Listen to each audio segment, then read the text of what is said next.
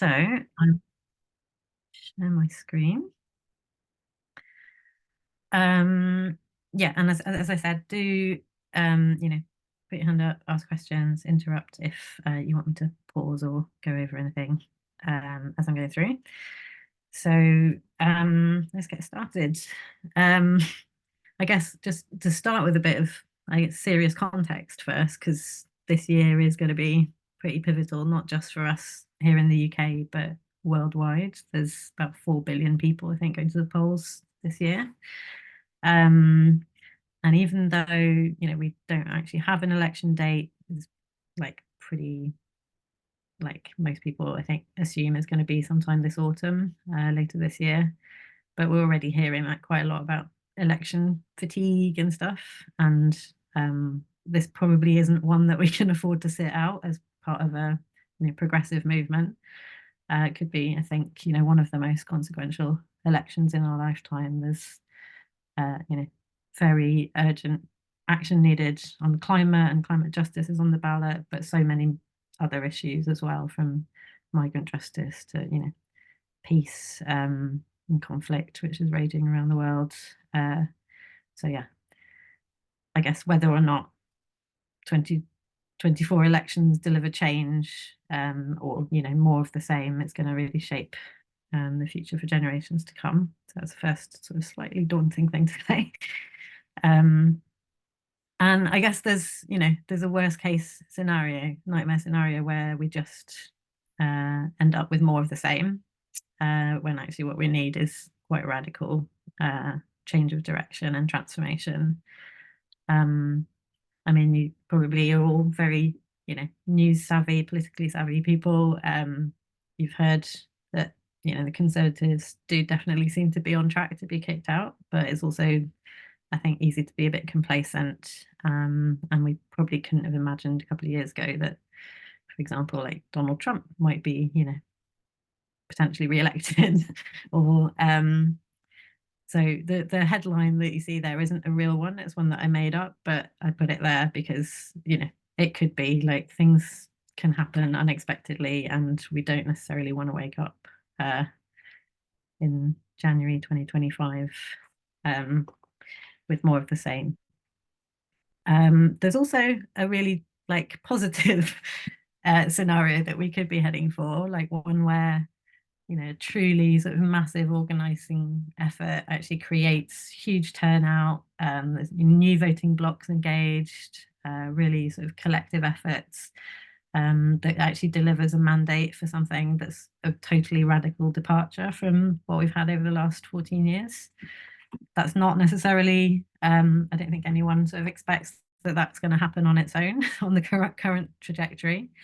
Um, but it's something that I think as a movement that's working towards climate justice, migrant justice, social justice, racial justice, all these different angles of different grassroots groups, movements across the UK, we have the potential to kickstart something in that direction. I do want to be sort of clear-headed though. And feel free to disagree with me on this. This is more of my personal opinion, but I don't think there's any one sort of major political party that's pushing currently for really truly transformative agenda or a vision of reparative climate justice or social justice, that those of us from organisations that you've said you're from, I think, on this call would want to see. And just to be clear, like, this isn't a session that's devoted to helping you think about how we get a Labour government elected. It's about something much bigger than that. It's about like our job as a movement this year is to like really build the power that lasts beyond the election and is able to sort of create that demand for really radical transformative policies that are a departure from the sort of business as usual growth, continuity, stability stuff that we're hearing currently. So yeah, I wanted to introduce this. This is a bit geeky, maybe, but I think to try and illustrate like what we see as Tipping Point as our role, like as a wider movement, not us Tipping Point, but the role of the movement better when I introduced this concept of the Overton window. I don't know if this is something that anyone here is familiar with, but essentially the Overton window is just like the range of policies that are politically acceptable to the main, you know, the mass population, mainstream at any given time. And the theory sort of goes that politicians, elected representatives, can only actually act within the acceptable range that's in that window, the sort of things that are popular enough to become policy. And it's the job of social movements and campaigners to kind of really widen that definition of like what's actually politically acceptable, and turn, you know, things that were previously unthinkable into things that are really popular. So I guess, you know, examples of things that were unthinkable a long time ago, maybe, but are now just kind of in that window and have become policy, you know, whether that's minimum wage, the climate emergency, equal marriage, right to vote for women, things like that. But also, you know, some of the things that maybe like just 5 years ago, I've been a climate campaigner for a long time. Things like, you know, demanding that fossil fuels are kept in the ground, or like free energy for all. These are things that were probably in that sort of radical end of the spectrum like 5-10 years ago, which now just seem like really sensible. Like they're very close to being in that window. And I guess you know, some of the demands that our movements, organizations are making right now, whether that's like, you know, an immediate ceasefire in Gaza, or like making polluters pay reparations. I know there's someone from Make Polluters Pay here, or like, I don't know, just paying NHS workers and teachers properly. So some people still decry those things as like quite unthinkable. But as movements, we have like significantly shifted those into that Overton window. And I think the election, the reason I'm saying this is I think the election really offers the opportunity to speed up that work and widen that Overton window on, you know, lots of issues that we care about. And just one more sort of illustration to kind of bring that point home, featuring Liz Truss there on the end of the plank.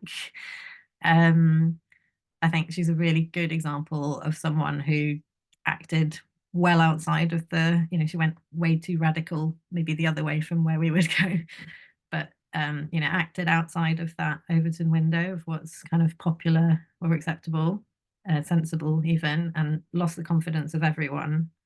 Wasn't politically tenable. She quickly fell off that plank. And so that, you know, the wider point is that we do have a lot of power, if we're working together to, and if we move together to undermine those in power, so that they have to follow us. And I think, you know, that's what we, I guess, need to do and hope to do with any new government that comes in. It's really sort of, I guess, issues that actually motivate people to vote, but it's like on the ground organizing that actually drives turnout. And I think, you know, we need to connect into both. So there's obviously, you know, even just on this call with the groups represented here, lots of different issues that people care about and are working on. And we all sort of, you know, want change on those issues. I'm not sure necessarily that, you know, we are a cohesive movement, although there is, you know, increasingly lots of really good intersectional organizing between different movements in the UK. The picture there is just from one of the most recent sort of Palestine solidarity marches, where there's been, you know, regular sort of turning out of climate justice bloc, but there's also, you know, collaborations between migrant justice movements and climate organizations, and lots of other examples out there that are really encouraging in this direction. And so, you know, we might not yet be one movement voting bloc, but I think we can all organize in our own communities towards a sort of broad shared vision, and that's sort of what we hope to like catalyze. So our election strategy, I guess, from Tipping Point's perspective, is that the best sort of intervention that we can make as, you know, members of grassroots movements is to continue like really powerful, and our, I guess, our role at Tipping Point we see as like strengthening and supporting local grassroots organizing to build longer term power, because we're going to need that power to push any new government to be much bolder and more radical post election as well. And yeah, I guess creating a sort of joint the infrastructure and the resources and support to enable different movements and local groups to have sort of a joint voice at this election, a sort of movement vote block, I guess, if you will, that can create that mandate for change, but also more importantly is about building our capacity as groups and networks for the longer term, because it's going to be one overnight. And just the final point I guess I'll make on this, and then maybe we'll pause for some discussion and reflections from everyone. But you know, as local organizers, as or even national organizers, but I think, you know, our focus is particularly on local grassroots groups. Like we know people in our communities, and grassroots groups kind of are there year round, basically. Like we're not, or you're not swooping in and out just for an election. We're not like paid canvassers for a party or anything. Groups are there, you know, year in, year out, building sort of lasting relationships and trust. And so that kind of turning some of that power towards thinking about how we mobilize our communities around the election not only sort of is important for that long-term kind of relationship building and trust building, but it's also an opportunity, I guess, to build connections with candidates, MPs, for the long time, for the long term. And, you know, whoever gets elected now, you know, in November or whenever it is likely to be there for, you know, at least 4 or 5 years, assuming stability, which we can't take for granted. But you know, if we can make our voices sort of heard really loudly ahead of the election on these issues, I think it will give those elected representatives a sense that, you know, there is a lot of power and local groups, and that we have the power to, you know, shape local conversations, affect her. So yeah, that's kind of a lot. I'm going to pause there, rather than just sort of talking at you. We'd really like to have sort of an open discussion, I guess, about the, you know, the case for organising together around the election, and what we might do. And then after that, I guess maybe move a bit more into the how we could do that. And I'll share some stuff about some of the tactics and strategies and resources and stuff that we're going to be making available for groups. But yeah, first of all, I guess just keen to hear. We started this a little bit in the go round, but keen to hear what's already coming out of groups, discussions about how you'll engage with the election, any worries, you know, what plans do you already have, what comments and questions do you have on what you just heard. Run through. First of all, just I guess, yeah, a bit of a timeline of like how, I guess this is just how we're thinking about the time between now and the election, and also importantly, as you were just saying, post election. Sort of try to break it down into sort of chunks or phases, I guess. And we're very much like just in that initial phase at the moment of, you know, building partnerships, scoping out, refining ideas, sharing ideas with groups and partners. That's part of what this session is about. And you know, we don't have a huge amount of time, I guess, before my guess is election, it's any time between October and December. I think that's sort of where most people expect it to come. It could come much earlier, but we hopefully have, um, a bit of time to then sort of, actually start kind of rolling out some of these ideas and creating collaborations through, trainings, events that bring groups together, like spreading some of the resources and conversations that we've started on a micro scale here today. And the summertime, I guess, in particular, offers lots of really good opportunities for sort of public outreach, kind of big events where we're able to reach lots of people, in one go, whether that's like festivals or community events, just the ability, with the light and the weather, hopefully to be outside and make big art that people are going to see more, all that sort of stuff. The ability with late evenings to get out and do more door knocking, organizing locally, and then into sort of the autumn where maybe that sort of starts receding a bit, and we need to think very carefully about, like, okay, what's the role of our groups or in our local communities, like actually getting out the vote, and as you were saying, importantly, um, supporting the most vulnerable during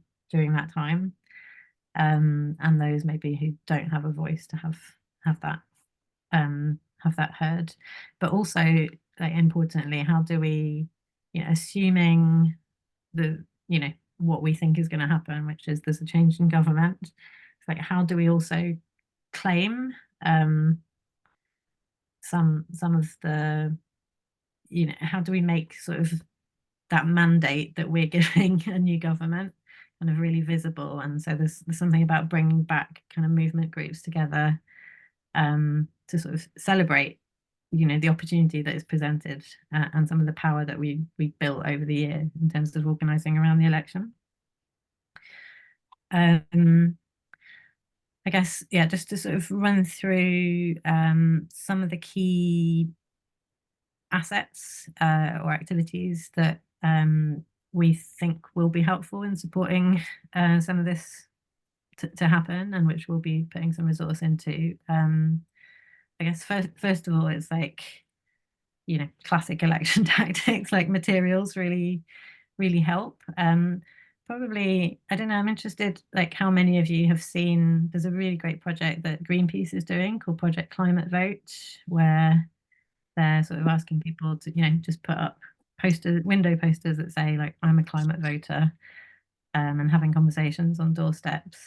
Is certainly something I've noticed, like, popping up in the community where I live.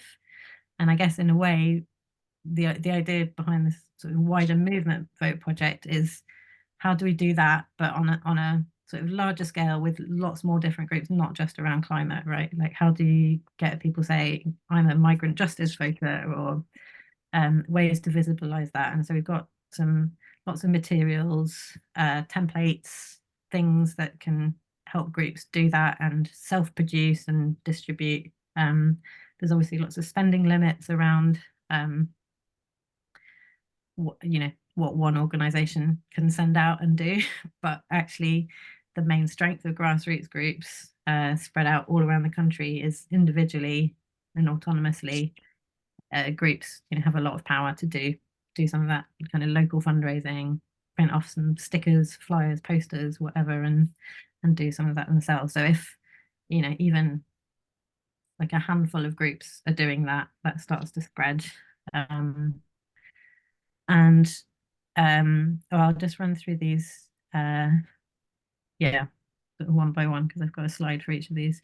These are just, some examples of some of the materials that we're producing and can make available to groups, and that can be really, like, tailorable, and editable by anyone. I've actually just had massive delivery of stickers that I produced for myself, which I'm going to be putting up around Oxford. So yeah, there's just a note on this. There's another whole training and some briefings and stuff that we've got around spending limits and what you can and can't do at the local level. But the general rule is don't spend more than £700 per constituency to get, you know, around any one particular candidate or election.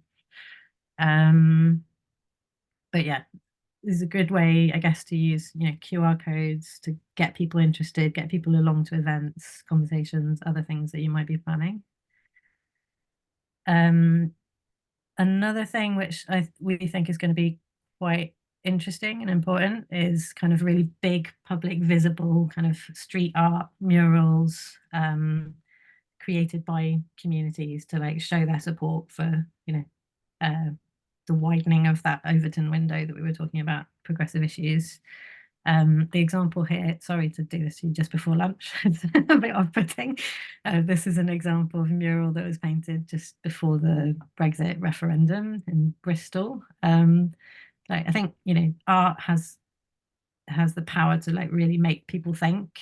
And what we're thinking of doing is we're actually looking for one or two groups in different places around the country, as well as, you know, artists, designers, anyone who's got a big wall who wants it painted, to actually work with us and try out this approach over the summer. So we'll be sort of working with some artists to do this, and keen to hear from any groups that want to collaborate on something a bit like this. But the idea is, you know, seed some of these ideas, create the resources to help as many groups as possible, then take that on, take inspiration, do it themselves in their own communities.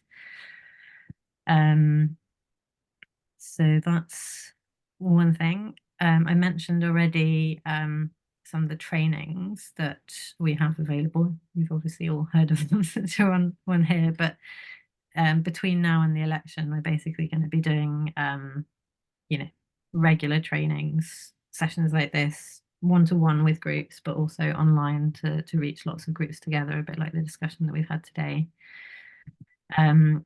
But as well as sort of thinking around, you know, the strategy of how do we, you know, work together as a movement around the elections, there's also a lot more practical stuff that will come in handy for some of the, you know, short campaign stuff once we know the election date. Like, how do you actually make wheat paste and, like, you know, put up posters all around your community for very cheap, and, you know, some of the group skills maybe that might be needed to organize some of that stuff. So yeah, keep an eye out basically on the training website for those. There'll be sort of there's quite a few scheduled in, but we'll be adding more all the time, and definitely keen to hear more about yeah, ideas that people have for things that might be missing from that as well, that you would want trainings on or sessions on. And then, yeah, I guess this is one of the really important pieces, I think, and there's already lots of groups starting to think about hustings in particular. So, you know, meetings before an election where you invite all the potential candidates, parliamentary candidates, along and grill them on your issue. But actually, I think this is a really good opportunity for us to actually work together, sort of cross issue, and a really good opportunity to showcase like the intersections between issues. So we're going to be supporting, working with partners and supporting any groups that want to organise like quite large scale hustings that we can definitely get, you know, all candidates along to, but not necessarily just hang on, just had someone try to sign into my Zoom account. Can you still hear me? Yes. Yeah, okay. Yeah, not necessarily just having, you know, a climate hustings or a, I don't know, NHS, Save Our NHS hustings, but actually bringing candidates together to hear from people in all those movements and all those issues, and see that we're actually sort of, you know, on the same page. And as I said at the beginning, sort of really trying to create that that idea that there's a united sort of movement voting bloc that will hold those candidates to account and wants them to go much further than they are.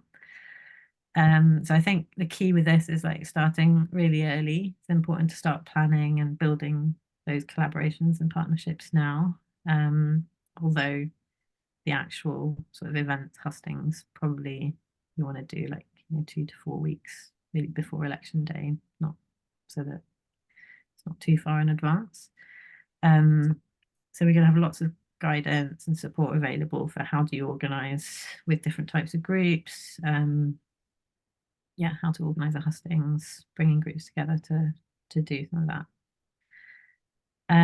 So those are sort of the four main elements that we're thinking about. And yeah, I guess there's ongoing sort of support that we offer to help sort of facilitate that.